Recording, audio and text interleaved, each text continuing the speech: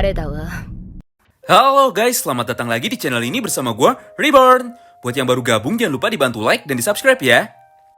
Seperti biasa, pada video kali ini kami akan kembali menyampaikan sebuah pembahasan mengenai breakdown atau penjelasan dari detail-detail kecil yang mungkin kita lewatkan sebelumnya pada chapter terbaru manga Baku Hantam Tokyo Revengers, yaitu chapter 233.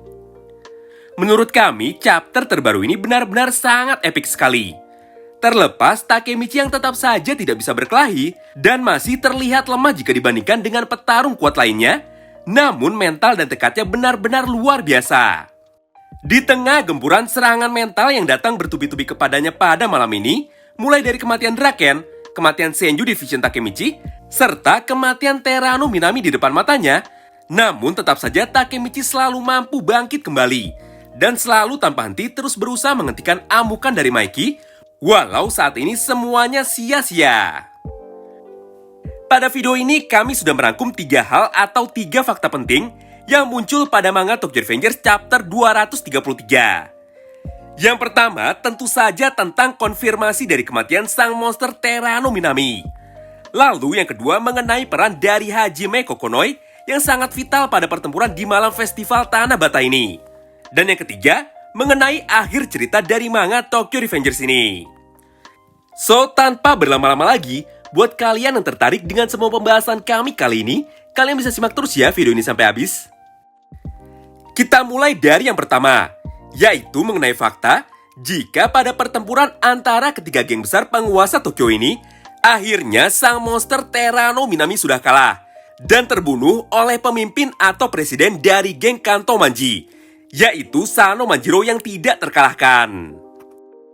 Fakta mengenai ini bisa kita lihat langsung pada awal chapter 233, di mana pada panel itu terlihat Maiki yang tanpa henti terus menghajar wajah dari Terano Minami berkali-kali. Bahkan dalam posisi terjatuh dan tidak berdaya, Maiki pun tetap saja terus melampiaskan emosi dan amarahnya kepada Terano dan menyalahkan Terano atas kematian dari sahabatnya sendiri, yaitu Draken. Kematian dari Terano ini bahkan sudah dikonfirmasi langsung oleh Hanagaki Takemichi ketika dia berteriak memanggil nama Terano lalu kemudian datang menghampirinya. Di saat itu, Takemichi terlihat memegang tubuh dari Terano dan terlihat sedang mengecek kondisi dari Terano yang ternyata sudah tidak bernafas lagi. Di momen inilah Takemichi sudah sangat yakin jika Terano kali ini sudah tidak bisa diselamatkan dan sudah mati. Dengan ini akhirnya sudah bisa dipastikan jika saat ini Maiki secara resmi adalah seorang pembunuh.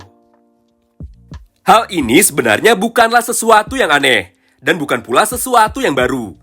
Karena memang pada dasarnya di timeline original jauh sebelum Takemichi melakukan time leaping atau melintasi waktu, Maiki adalah seorang penjahat kejam yang memimpin sebuah organisasi kriminal terbesar di seluruh Jepang, yaitu Tokyo Manjikai. Bahkan hampir di setiap masa depan yang telah dirubah oleh Takemichi, Maiki pun akhirnya tetap menjadi satu-satunya orang yang tidak bisa diselamatkan. Dan tetap saja menjadi seorang kriminal yang tega membunuh semua teman-temannya sendiri.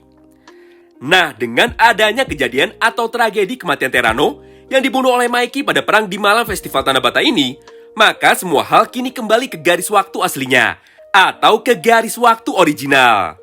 Dengan begini, maka tertutup sudah pintu kemungkinan untuk sebuah happy ending atau akhir bahagia dalam manga Baku Hantam Tokyo Revengers ini. Kalaupun pada pertempuran selanjutnya Takemichi mampu menyelamatkan Maiki, tetap saja Maiki masih harus menjalani hukuman penjara selama 10 tahun. Kurang lebih sama seperti hukuman penjara Kazutora yang secara sadar telah membunuh Keisuke Baji pada pertempuran Halloween berdarah. Tapi rasanya sangat tidak mungkin jika pada akhirnya Maiki malah menyesal dan malah masuk penjara. Ya, apapun itu, sebaiknya kita tunggu dan kita nantikan saja bagaimana kisah kelanjutan dari manga Baku Hantam Tokyo Revengers ini. Selanjutnya kita masuk ke poin yang kedua dari breakdown penting di chapter 233, yaitu mengenai peran seorang Hajime Kokonoi dalam pertempuran besar di malam festival Tanah Bata ini. Jika dibandingkan dengan petarung kuat lainnya yang hadir di medan tempur ini, Hajime Kokonoi merupakan satu-satunya karakter yang paling logis dan paling rasional. Semua ini bisa kita lihat dalam beberapa panel manga yang ada pada chapter 233 ini. Walaupun awalnya Kokonoi sempat kaget dan juga shock berat, tapi Koko berusaha untuk tetap tenang dan tidak larut dalam emosinya.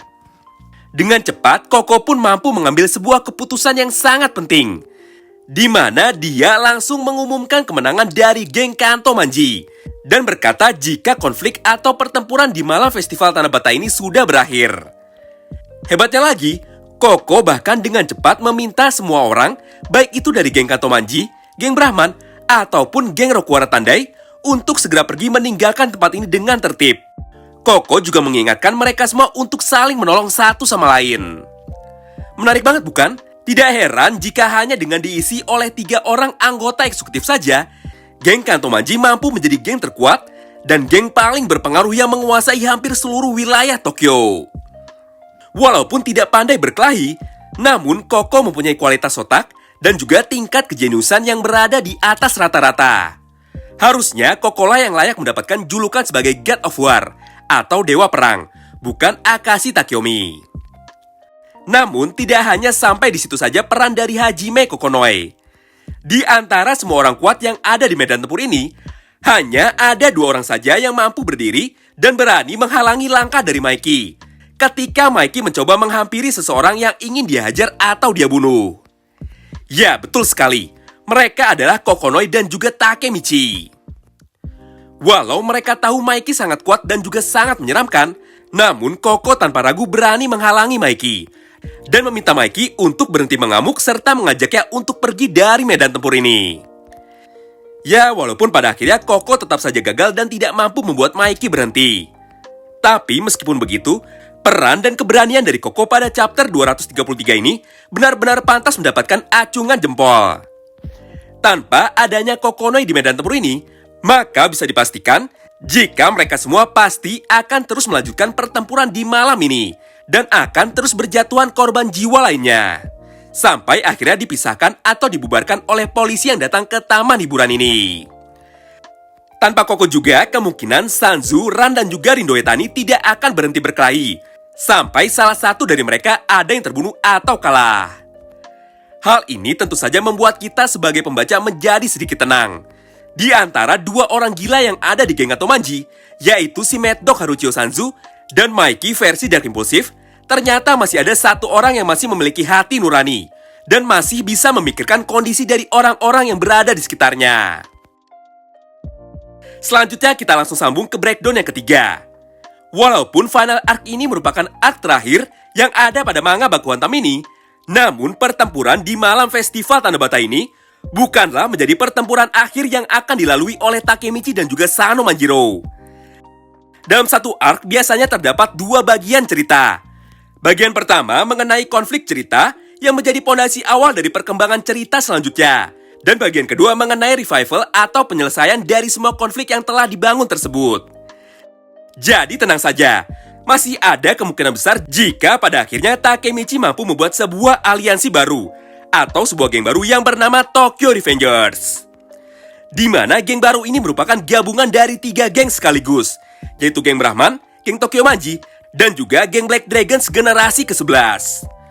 Namun kali ini kami nggak akan bahas mengenai hal itu lebih jauh lagi ya. Terima kasih banyak yang sudah simak video ini sampai habis ya. Sampai jumpa lagi di video selanjutnya. Bye-bye.